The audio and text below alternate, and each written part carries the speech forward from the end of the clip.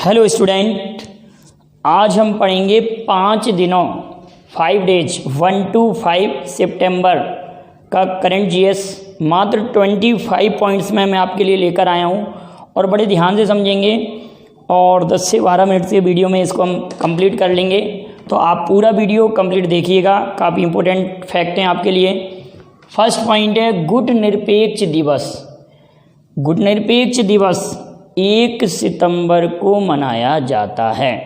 ध्यान रखेंगे, गुट निरपेक्ष दिवस नॉन अलाइंड मूवमेंट डे 1 सितंबर, क्योंकि 1 सितंबर 1961 को 1961 1 सितंबर 1961 को गुट निरपेक्ष देशों का पहला शिखर सम्मेलन कहाँ हुआ था? यूगोस्लाविया की राजधानी बेलग्रेड, जिसको हम वर्तमान में सर्बिया कहते हैं। सर्बिया की राजधानी बेलग्रेड या यूगोस्लाविया की राजधानी बेलग्रेड में हुआ था। इसी कारण 1 सितंबर को गुट निरपेक्ष दिवस मनाया जाता है। इतनी बात क्लियर। आप ध्यान रखेंगे 24 अक्टूबर को यूएनओ डे मनाया जाता है और 24 मई को कॉमनवेल्थ डे, ठीक है ना, कॉमनवेल्थ डे।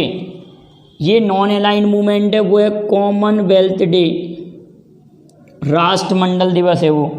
कॉमनवेल्थ डे 24 मई, ये non aligned movement day. Clear बेटा, तीनों में अंतर क्लियर है। तो गुट निरपेक्ष दिवस आपका 1 सितंबर को।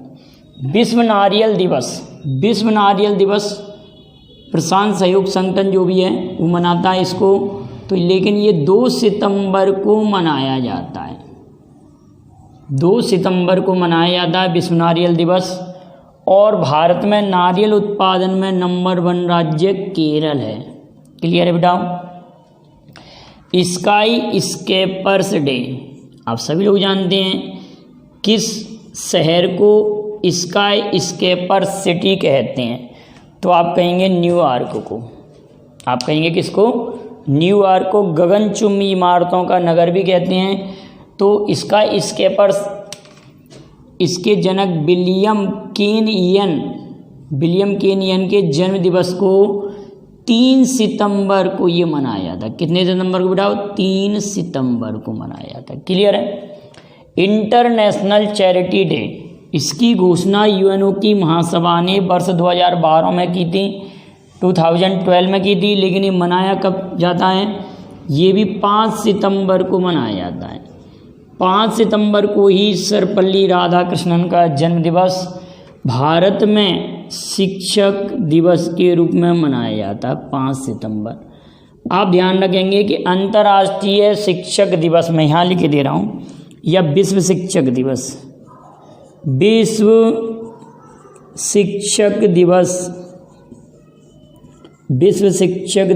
5 अक्टूबर को मनाया जाता है। विश्व शिक्षक दिवस 5 अक्टूबर को मनाया जाता है।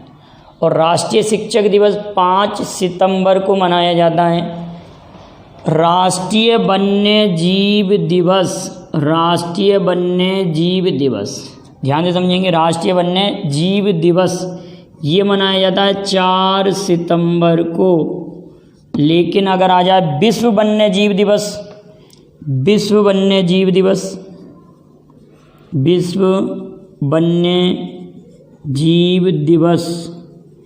ये मनाया जाता है 3 मार्च को। क्लियर है, 3 मार्च को। डेविड कैंपबेल कौन है बेटा? और डेविड कैंपबेल एक क्रिकेटर हैं इंग्लैंड के, जिनका अभी हाल में ही निधन हुआ है। डेविड कैंपबेल क्रिकेटर इंग्लैंड के हैं, जिनका अभी हाल में ही निधन हुआ है। मंत्रा का ब्रांड एम्बेसडर फिल्म कलाकार कियारा आडवाणी को चुना गया है मंत्रा। लेकिन ध्यान रखना, बजाज एयरलाइंस का ब्रांड एम्बेसडर आयुष्मान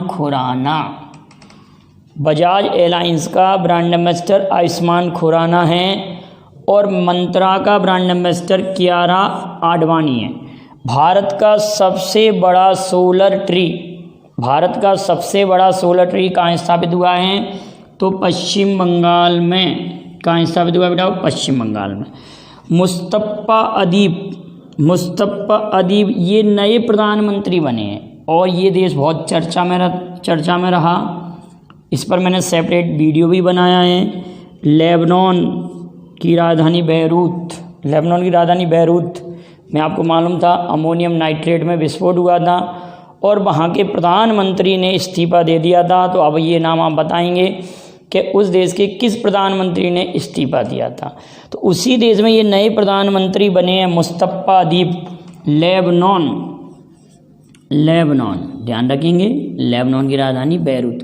और लेबनान के दो पड़ोसी देश कौन कौन से हैं ये मैंने वीडियो में पढ़ाया था, आप इसको भी कमेंट करके आंसर लिखेंगे।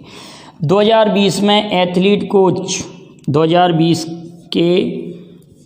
कोच पुरुषोत्तम राय जो द्रोणाचार्य विजेता रहे, लेकिन पुरस्कार जीतने के कुछ घंटे पहले 29 अगस्त को ही इनका निधन हो गया। तो ये चर्चा में, इसको आप याद रखना, पुरुषोत्तम राय का निधन हो गया, एथलीट कोच, याद रखेंगे बेटाओ। अगले रोल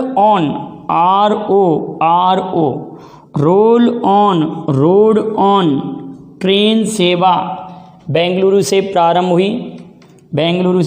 इसमें क्या है कि ट्रेन पर ट्रक वगैरह को ले जाया जाएगा जिससे दुर्घटनाओं को रोका जा सकता है।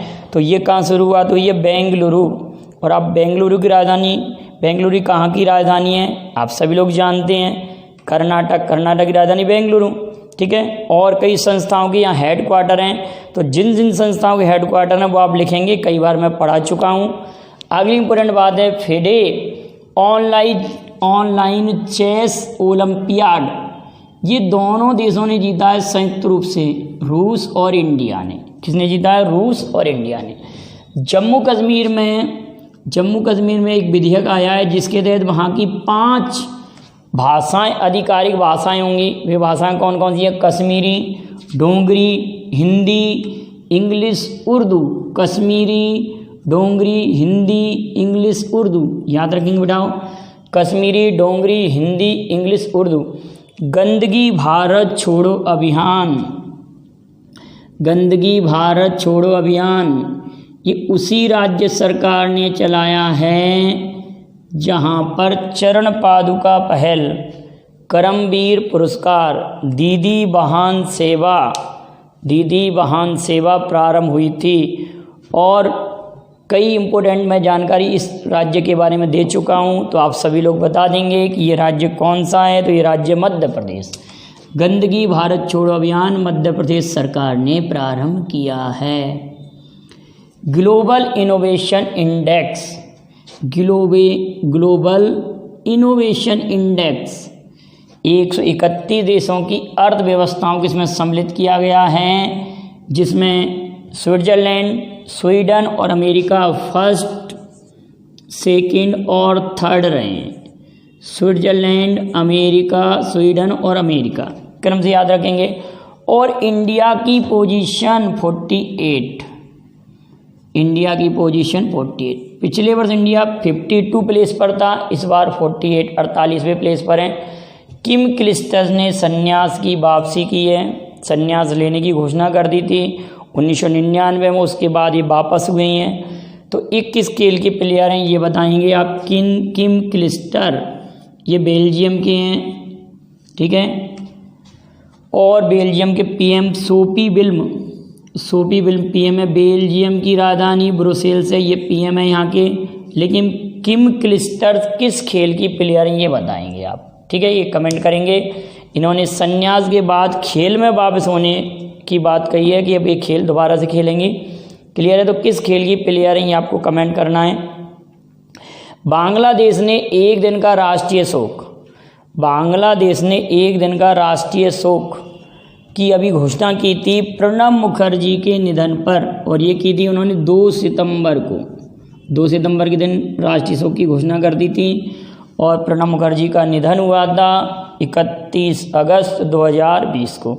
प्रणब मुखर्जी के बारे में मैंने एक सेपरेट वीडियो बनाया है, आप उस वीडियो को भी देख लीजिए।